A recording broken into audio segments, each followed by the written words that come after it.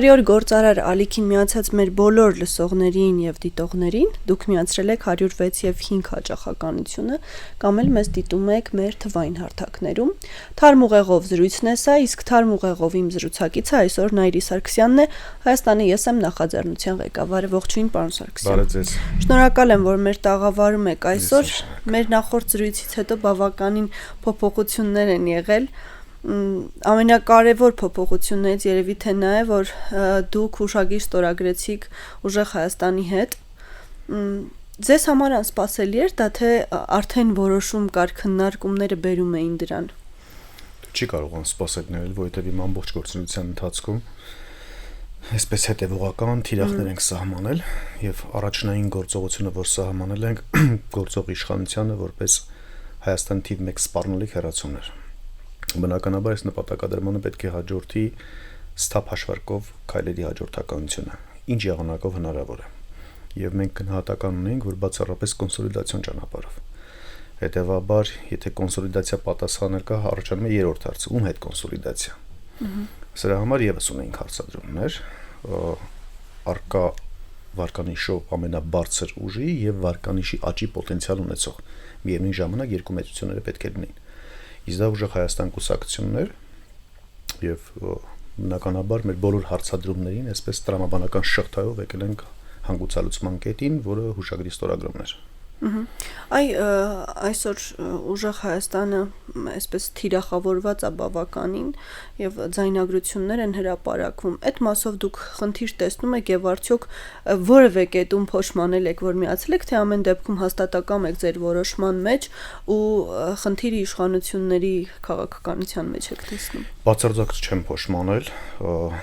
որոշումը ինչպես որ նախնական գնահատել ենք, այդ նույն որոշման ենք, որը փոփոխության չի ենթարկվել եւ շատ ճիշտ ու ռացիոնալ որոշում ենք կայացրել։ Ինչ վերաբերում է ձայնագրություններին, չի ցանկանա խախտել անմեղության կանխավարկածները, որովհետեւ այս իշխանությունների ձեռագիրը ցույց է տալիս տարբեր մանիպուլյացիաների ճանապարհով, տարբեր այդպես խոսակցությունների տեքստերի կրճատման ճանապարհով գործերի հարուցումներ։ Իսկ եթե դրանք իրականության են, ապա հորդորես իշխանություններին ցանկացած նմանատիպ ապօրինի գործունեություն թող դատապարտեն առավելագույն խստությամբ։ Շատ լավ։ Նարեկ Կարապետյանը վերջերս մի հայտարարություն արեց։ Մենք տնտեսական թեմայով առհասարակ կխոսենք, բայց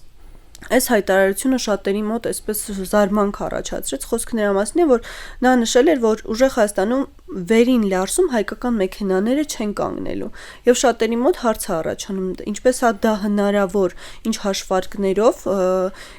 ինչ բանաձևերով։ Ես կուզեմ, եթե դուք ունեք հստակ սրա պատասխանը եւ քննարկում ունեցել եք, այս տաղավարում պարզաբանեք, թե ինչա տեղի ունենալու։ Քննարկում այդ հարցով չենք ունեցել ու տրամաբանական է, որ ոչ բոլոր հարցերի շուրջ պետք է ունենան քննարկումներ, լավ կլինի այդ հարցը նաև ուղղեք Նարեկ Կարապետյանին։ Եթե տրամաբանություն միանշանակ կա, այսինքն երբ որ ճշգրիտ վերլուծում ես Լարսի անցակետի այսպես թողունակության խնդիրները, դրանց պատճառները, օրինակ պատճառներից մեկը կարող է լինել արտադրանքի ռուսական շուկայի անհամապատասխանությունը, եթե դա հնարավոր է վերացնել, իսկ որը հնարավոր է։ Հաջորդը քաղաքական նպատակադրումներից ելնելով ռուսական կողմի դանդաղությունը բաց թողնման բեռների, հաջորդը կարող է լինել եղանակային պայմանները, բայց այստեղ ոչ միայն Նարեկ Կարապետյանը մեր ամբողջ ուժը, դե բնականաբար ազոր է եղանակային պայմանների դեմ։ Եվ այդ թվում գոյություն ունեն այլընտրանքային ճանապարհներ, որը միայն հայ-ռուսական հարաբերությունների տիրույթում չէ, այլ նաև գտնվում է Վրաստանի հետ հարաբերությունների տիրույթում, այսինքն ռուս-վրացական հարաբերությունների տիրույթում։ Հնարավոր է, այո, որ հերթեր չգոյանան եւ մատակարարման դանդաղումներ չլինեն, բայց ճշգրիտ պատասխանի համար Նարեկ Կարապետյան։ Ճիշտ եմ հասկանում, որ ամեն դեպքում սրանք ճնշումներ են քաղաքական Հայաստանի վրա, եթե մենք լարսում խնդիրներ ենք ունենում։ Գիտեք, չեմ կարող պնդում իրականացնել, այո, եւ կա ճնշման բաղադրիչ, բայց մյուս կողմից էլ ինչպես դիտարկում ենք, այդպես էլ ճնշման բաղադրիչ չկա։ Այսինքն X փուլում կամ որևէ կարճաժամկետ, ասենք մեկ շաբաթյա կտրվածքով հնարավոր է ճնշում լինել, հաջորդը ճնշման հետ էական կապված չի, որովհետև եթե ճնշում լիներ, դա պետք է լիներ այլ ծավալի եւ այլ տեսքի։ Ըստ էության դեռևս ես չեմ նկատում ճնշում։ Հայաստանի կառավարության վրա։ Այ այն քննարկումը մշտապես եղել է, որ մենք կախվածության մեջ ենք Ռուսաստանի, ձեզ հետ էլ բազմիցս քննարկել ենք այս հարցը, ու հատկապես այսօր, երբ Ռուսաստանը խորը պատերազմի մեջ է, նաև այս կողմից հնչում են հայտարարություններ, որ այնպես չի, որ Ռուսաստանը մեզնից կախվածության մեջ չի։ Ես կուզեմ այդ կախվածությունների կետերը մենք քննարկենք եւ որքանով է Ռուսաստանը կախվածության մեջ Հայաստանի Հանրապետությունից։ Ես չգիտեմ, որը մտքի գիգանտի մտքով է անցել այդպիսի ձևակերպում, որ Ռուսաստանը մեզանից կախվածության մեջ է, բայց Ռուսաստանը մեզանից իրականում կախվածության մեջ չի։ Ուղղակի Ռուսաստանը ունի որպես գեոպոլիտիկ կենտրոն ազդեցության գոտիներ, իսկ այս ազդեցության գոտիներից մեկը Հայաստանի Հանրապետությունն է։ Եթե սա համարում են այդպիսի ձևակերպումներ իրականացնողները կախվածություն, ապա միգուցե կախվածություն է, բայց իրականում դա կախվածություն չի, դա իր ազդեցությունների եւ իր երկրի շահերի նպատակադրումով պահպանում է ուղղակի իր ազդեցության գոտիները։ Վերջերս նույնիսկ Ամերիկայի Միացյալ Նահանգների նախագահ Թրամփը հայտարարեց, որ Հայաստանը Ռուսաստանի ազդեցության գոտին է եւ մենք այնտեղ անելիք չունենք։ Այսինքն սա բոլորին է պարզ։ Եթե կա գործիչ տնտեսական, թե քաղաքական, թե հասարակական, որ այսքանը չի հասկանում, ոցցավում են իրենց համար։ Պատերազմական իրավիճակը որևէ կերպ չի նպաստել դրան։ Օրինակ օդային տարածքի հարցում, որ որևէ կերպ Հայաստանը օգնի Ռուսաստանի Դաշնության, մենք գիտենք, որ Եվրոպայի հետ սահմանները փակ են իրենց, այս պահին սանկցիաներ կան, արդյոք այդ կետերում Ռուսաստանը հույսը չի դնում Հայաստանի Հանրապետության վրա։ Շատ լավ ձևակերպում արեցիք եւ շատ լավ հարց, խորքային հարց բարձրացրեցիք։ Ցավոք սրտի գործիչների 90%-ի մոտ դա չի էլ առաջանում։ Տեսեք, Հայաստանը դիտարկվել էր որպես հարթակ ոչ թե կառավարությունների կողմից, ռուսական եւ հայկական, այլ ժողովուրդների։ Միմյանց միջև բարեկամությունը, բարիդրացիական հարաբերությունները, ջերմ վերաբերմունքը նպաստեց առաջնային, այսպես երկրների ցանկում մեկը Հայաստանն էր, որ ռելոկանտներ եկան Հայաստան։ IT ոլորտից սկսած մինչև տարբեր ոլորտների ներկայացուցիչներ։ Հետո 1-2 ամսվա ընթացքում Հայաստանի անբարենպաստ պայմաններով պայմանավորված այդ մարդիկ լքեցին Հայաստանի Հանրապետությունը։ Սկսած գհիշեք երևի բնակարանային վարձակալության կները կրկնակի եռակ ավելացան, գրասենյակային վարձակալությունները ավելացան եւ Հայաստանը փաստացի բնակ ֆոնդով չկարողացավ ապահովել այդպիսի ներհոսքը։ Այնուհետև գրասենյակային տարածքներով, հարկային բեռով եւ այսպես շարունակ։ Երկրորդ այդպես հարաբերությունների ձևավորումը առևտրային հարաբերություններն են։ Այսինքն Հայաստանը որպես միջնորդ հարթակ ռուսական կողմից ներկրում էր արտահանում եվրոպական կամ այլ արևմտյան երկրներ, նույնը հակառակողության։ Ինչ տեղի ունեցավ։ Հայաստանի կառավարությունը Ամերիկայի Միացյալ Նահանգների հետ կնքեց այսպես ռազմավարական ճակերտներում պայմանագիր, որի մեջ նշում էր կատարվում Իրանի սահմանով անցնող բեռների հայ-ամերիկյան համատեղ հսկողություն, ինչը բնականաբար չէր կարող դուր գալ Ռուսաստանին։ Այնուհետև խստացվեց երկակի նշանակության ապրանքների արտահանումը, այսինքն որը հնարավոր է ինչ-որ մի ձևաչափով ռազմական տեխնիկայի կամ տեխնոլոգիաների մեջ օգտագործել եւ կիրառել, դրանով պայմանավորված բնականաբար արտահանումների վրա նորից ազդեցություն ունեցավ։ Երրորդ ուղղությունը տրանսպորտային միջոցների վերավաճառներն էր, որը արգելեց Հայաստանի Հանրապետությունը փաստացի իրականացնել։ Շատ արագ ռուսական կողմը, այսինքն այստեղ Հայաստանի կառավարության միջամտությամբ խոչընդոտվեց Հայաստանի այդպես տնտեսական բարենպաստ պայմաններից, իհարկե չի կարելի դրան բարենպաստ համարել, որովհետև պատերազմող կողմերով պայմանավորված էր այդ իրավիճակը ստեղծվել, բայց Հայաստանի տնտեսության համար բարենպաստ պայման էր սա։ Արգելեց Հայաստանի Հանրապետության տնտեսական զարգացումը։ Անմիջապես ռուսական գործարանները կամ արևմտյան գործարանները այլ երկրներ փնտրեցին։ Երկրներից ամենախոշորը Թուրքիան էր։ Այնուհետև Արաբական Միացյալ Էմիրություններ, Վրաստանը նույն տնտեսական ընտանիքի անդամ չլինելով նույնիսկ Վրաստանն էր, այսինքն Հայաստանը որպես Ռուսաստանին պետք, այսինքն պատերազմով պայմանավորված Ռուսաստանի համար ինչ որ մի գործողություն կատարող պետություն, պատկերացնում եք, հայտնվեց 100-րդական հորիզոնականում։ Սա էր պայմանը, որ կամ այդպիսի ձևակերպումներ տվողները տեղեկություն չունեն այս նկարագրած իրավիճակներից կամ ինչ որտեղից պատվերներ են ստանում եւ միտումնավոր մանիպուլյացում եւ կեղծ է ներկայացնում իրավիճակը։ Մենք գիտենք, թե ինչ տրամադրվածություն կա, հակառուսական տրամադրություններ ինչքան ակտիվ են Հայաստանի Հանրապետությունում, ու ես իմ տպավորությամբ օրեցօր դրանք աճում են, թե քարոզչության արդյունքում է եւ թե, չգիտեմ, ռուսական կողմից հաջախակի որոշակի քայլերի արդյունքում է, ամեն դեպքում ես վերլուծություն չկատարեմ։ Այդ դրա ֆոնին մենք տեսանք վերջին հանդիպումը Փաշինյան-Պուտին, երբ Պուտինը ակնհայտ ուժեղ Հայաստանի թեկնածուի մասին խոսեց ու տպավորություն ստեղծվեց, որ սա հստակ որոշում էր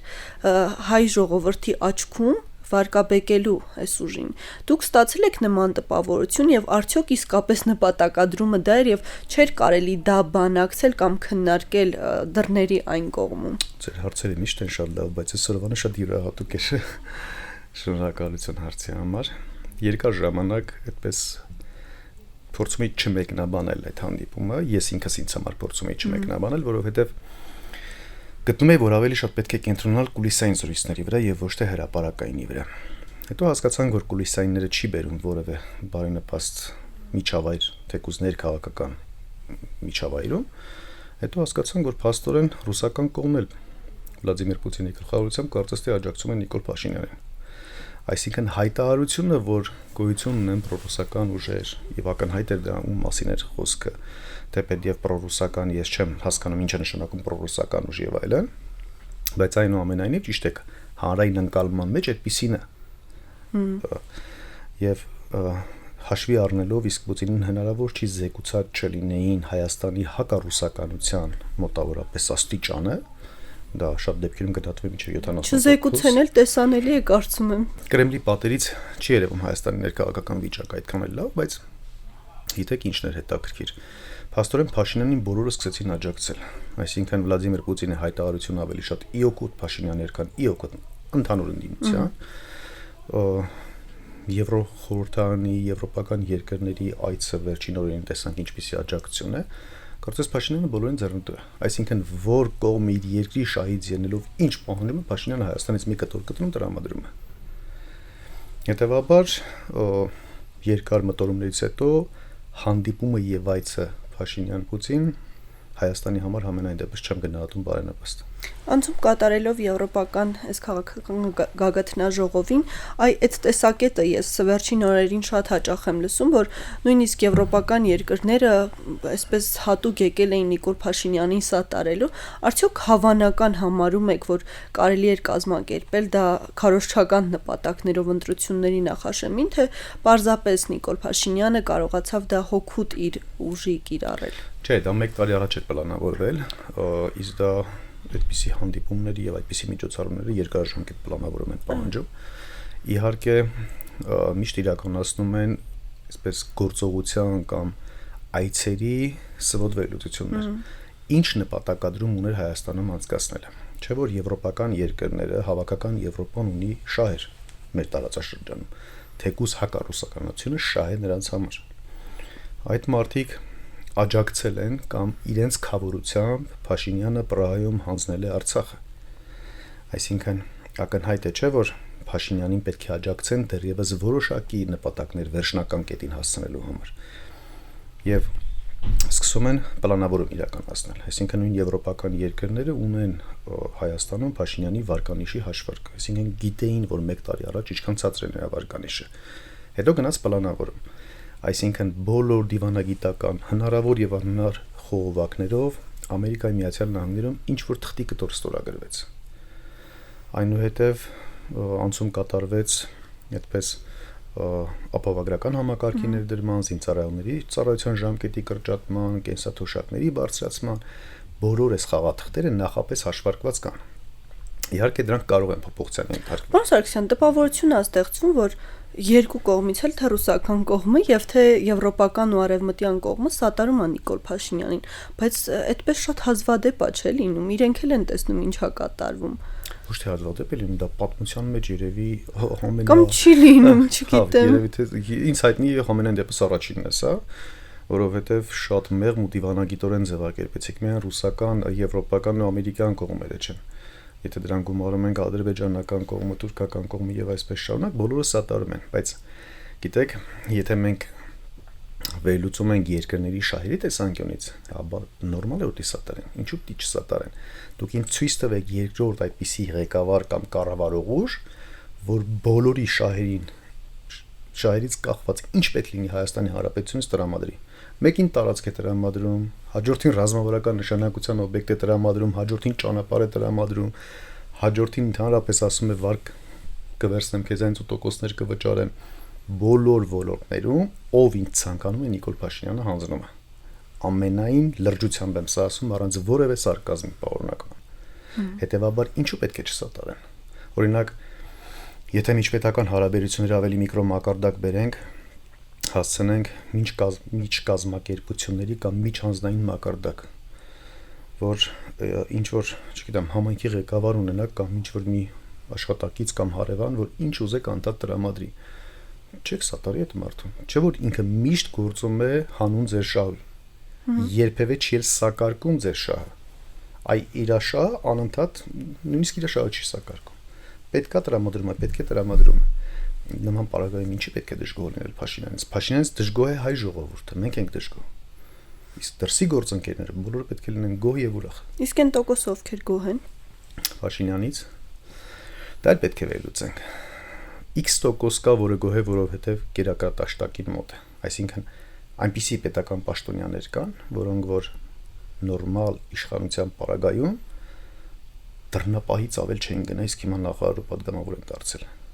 Եվ նրանց մերձավոր շրջապատը բնականաբար, որովհետև եթե նրանք հասնում են որևէ բարձր պաշտոնի եւ ավելի շատ լծակներ են ունենում, բնականաբար իր շրջապատը բարեկամական, ընկերական եւ այլն օգտվում է դրանից։ Սա մի հատված, որոնք պետք է սատարեն։ Հաջորդ հատվածի մոտ ոչ թե վարկանիշային այսպես աջակցումն է, այլ հակավարկանիշն է ընդդիմությունից կախված։ Հիմա տեսեք, ընդդիմության մեջ կան գործիչներ, նախկին իշխանություններ եւ այլն, որ ցանկացած պարագայում Փաշինյանը կարողանում է այնպիսի իրավիճակ ստեղծել մեդիա դաշտում, տեղեկատվական դաշտում, որ մնացած ընդդիմադիր ուժերին ասում են, այս մեկի կողմից է կառավարվում, այս մեկի գործընկերն է եւ այսպես շարունակ։ Այսինքն այնպիսի կեղծ իրականություն է ստեղծել, որ եթե ինքը չի, ապա Քոչարյանը, եթե ինքը չի Սերժ Սարգսյանը, եթե ինքը չի Լևոն Տեր-Պետրոսյանը, այսպես շարունակ։ Այս մարդիկ էլ հակավարկանիշներ, այսինքն ավելի շատ չեն սիրում նախկին իշխանություններին, քան ավելի շատ չեն սիրում Նիկոլ Փաշինյանին։ Մերժելու սկզբունքով են գրում։ Այո, հակավարկանիշային վարքագիծն է սա։ Երրորդը դե ամեն դեպքում ես էլ դուք էլ լավ գիտենք, որ մեր ազգի մեջ կան բավականին միամիտ եւ դյուրահավատ մարդիկ։ Քիչ, բայց կան մարդիկ, ովքեր դեռ հավատում են Փաշինյանին։ Ես տեսել եմ։ Տնտեսական բլոկը փորձենք մի փոքր քննարկել, աշխատատեղերի ստեղծման մասով ուժեղ Հայաստանը բավականին մեծ թվեր հնչեցրեց ու շարունակում է հնչեցնել, այ իշխանությունը ասում է տարեկան իրենք, եթե չեմ սխալվում, 25000 աշխատատեղ կարող են բացել կամ բացում են։ Ես կուզեմ այդ հսկայական տարբերությունը մի քիչ քննարկենք, էլի 300,000-ը ու 25,000-ը բավականին տարբեր թվեր են։ Ինչ հաշվարկներով է դա հնարավոր իրականացնել ու նաև խնդիր կա, որ աշխատատեղերը կան, բայց գումարը չի բավականացնում մարդկանց, այսինքն այսօր շատ մարդիկ փնտրում են աշխատանք, ասում են դե կա, սա էլ կա, սա էլ կա, սա էլ կա, բայց այն գումարը, որ առաջարկվում է արված աշխատանքի դիմաց, դա բավարար չի ամսվա կտրվածքով ծախսեր հոգալ։ Արդյոք աշխատատեղ բացելուն զուգահեռ նաև այդ հարցն է դրվելու։ Միանշան, տեսեք։ Մինչև 300,000 աշխատատեղի ստեղծմանը եկեք դրանք տարբեր, որովհետև սցենարներ են։ Եկամուտների ավելացման, մի եկամուտների ավելացման մարդկանց փոքրիկ բացահայտում իրականացնում։ Երբ որ մենք դեռևս որոշում չունեինք ուժեղ Հայաստանի հետ դաշինք կազմելու, դաշինքի որոշում ունեինք, կոնսոլիդացիոն որոշում ունեինք, բայց հենց ուժեղ Հայաստանի հետ դաշինք կազմելու 300,000 թիվը ինձ համար շատ ավելի փոքր էր, օրինակ։ Ես 500,000 կհայտարարեի, մի քանի անգամ էլ հայտարարել եմ այդ 500,000-ի վերաբերյալ, բայց ես ավելի շատ կենտրոնանում էի հետևյալի վրա՝ մարդկանց եկամուտների ավելացման։ Հստակ թիրախային սոցիալական խմբերով մեխանիզմներ ենք մշակել, թե ինչպես կարելի է վարձատրությունը բարձրացնել։ Մի մաս աշխատավարձի տեսքով, հաջորդը դիվիդենդի տեսքով։ Օրինակ, աշխարհում արդեն շատ վաղուց աշխատանքային հարաբերությունները ուղղայացից անցել են հորիզոնական մակարդակի։ Շատ բարիք ստեղծող բիզնեսներում, որտեղ որ ակցենտը չի դրվում այդպես հաստոցների եւ տեխնիկայի վրա, այլ ծառայության մատուցման ոլորտում, օրինակ մտքի գեներացման ոլորտում, այստեղ աշխատակից ամենամեծ կապիտալն է։ Հետևաբար աշխատակիցը պետք է դիվիդենդ ունենա կազմակերպություններում։ 2025 թվականին Հայաստանի ես եմ նախաձեռնության սոցիալական հենց հանձնախումբը նամակ ուղարկեց կառավարություն բաժնետիրական ընկերությունների մասին օրենքում փոփոխություն կատարելու, դուք հիշում եք երևի հրապարակում եք մենք դրանք, փոփոխություն կատարելու եւ իրավունքով օժտելու կազմակերպություններին, որպեսզի աշխատակցին բաժնեմաս տրամադրեն։ Մեկի աշխատանքով պայմանավորված դա կարող է լինել 1%, հաջորդինը կես, հաջորդինը 10% եւ այսպես շարունակ։ Ընդ որում, նաեւ մենք թիրախավորել էինք, թե Երևան քաղաքում որ կազմակերպություններում բնակչությունը պետք է ունենա փայաբաժին, Վանաձոր քաղաքում որտեղ Գյումրիում այսպես ամբողջովին ենք տեղայնացված, բայց հաշվի առնելով արդեն այսպես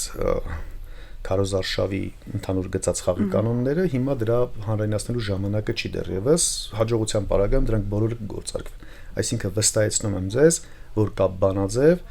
հայ ժողովրդի աշխատավարձի չբավարարումից անցում կատարենք աշխատավարձի պրոֆիցիտի, որ անդադ կարողանան կուտակում նույնիսկ կատարեն։ Մենք միշտ այն խնդիրը ունեցել ենք, որ գործատուները բողոքում են նոր ընդունված սկսնակներից, այսպես ասելով, որ համալսարանները բուհերը մշտապես չեն կարողանում ապահովել են գիտելիքների բազան, որ մինիմում, որ գոնե ուսանողը ավարտելուց հետո կարողանա գա եւ սկսի աշխատել այն պահանջներով, որոնք իրենք ունեն։ Եվ մշտապես գործատուն արդեն հանդիսանում է նաեւ սովորեցնող, նաեւ համալսարանի դերակատարում է ունենում։ Մենք այս մասով էլ կարծես թե խնդիր կունենանք, այ ոնց եք դա պատկերացնում։ Երկու հարցեր եք այստեղ արդեն համադրենք, որովհետև նախորդ հարցի մեջ 300,000-ի հարցին չհասցրեցի պատասխանեմ, բայց երկրորդ ձեր հարցով համադրվեցին դրանք իրենց։ Դրա առաջարկն են կարել կառավարությանը։ Շատ էլեմենտար լուծման եղանակ ունի, ստեղծվում է գործատու, այսինքն տնտեսության իրական հատված, բու եւ կառավարություն եռանկյունի հարթակ, որտեղ պետք է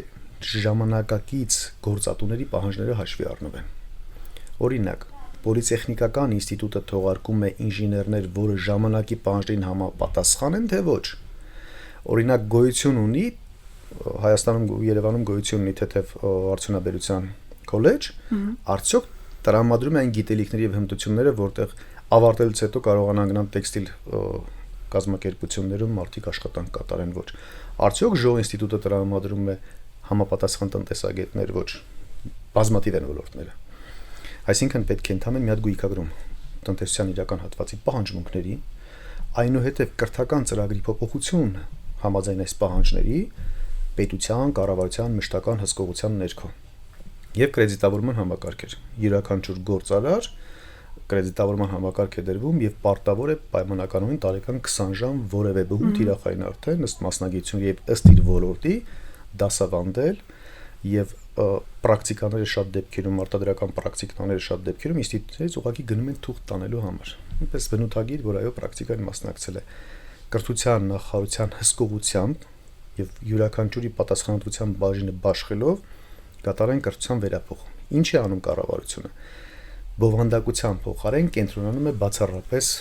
շենքեր շինությունների վրա։ Շենք շինությունները կարևոր են, բայց դրանք կրթության վրա կատարվող ներդրումներ չեն։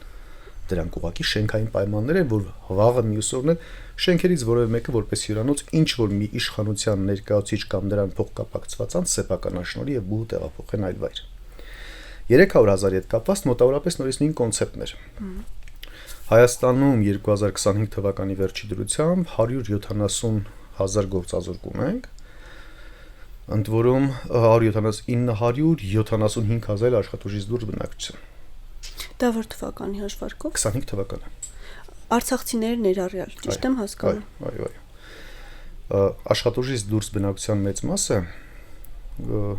Ստոշակային, կենսաթոշակային տարիք անցած վերջերս իհարկե այնքան խոսեցինք դրա մասին, վերջերս փոփոխության ենթարկեցին քաղաքծառայության եւ ուժային ծառայությունների որոշակի ոլորտների հատվածները, այս մարդիկ այնքան դեռ ստեղծարար են, այնքան ներուժ ունեն աշխատելու։ Ընդհանրապես պետքա միջգերատեսչական հանձնաժողով ստեղծել։ Սոցիալ նախարարություն եւ սոցիալական հարցերի նախարարություն, էկոնոմիկայի նախարարություն, տարածքային կառավարման նախարարություն իր ենթակառուցվածքներով, մարզպետարաններ, համայնքապետարաններ, թաղապետարաններ։ Հանձնաժողովի միջոցով բոլոր այդպիսի մարդկանց հմտությունների, գիտելիքների ու կարողությունների գույքագրում են իրականացնում, թվայնացնում են, այսինքն մենք հստակ կարողանում ենք մի սեղմակի օգնությամբ բարձել Հրազդան քաղաքում, Նոյեմբերյան քաղաքում որ մասնագիտությունից քանի գործազուրկ կամ աշխատուժից դուրս բնակություն գոյություն ունի։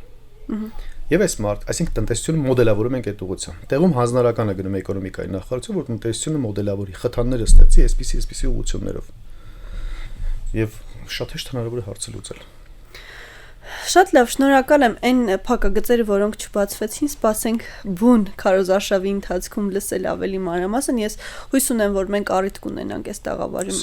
կրկին զրուցելու։ Շնորհակալ եմ ձեզ, մեզ լսողներին, եւ շնորհակալ եմ մեզ հետևելու համար։ Հիշեցնեմ, որ իմ զրուցակիցը Հայաստանի ԵՍՄ նախաձեռնության ղեկավարն էր Նայիրի Սարգսյանը։ Կհանդիպենք։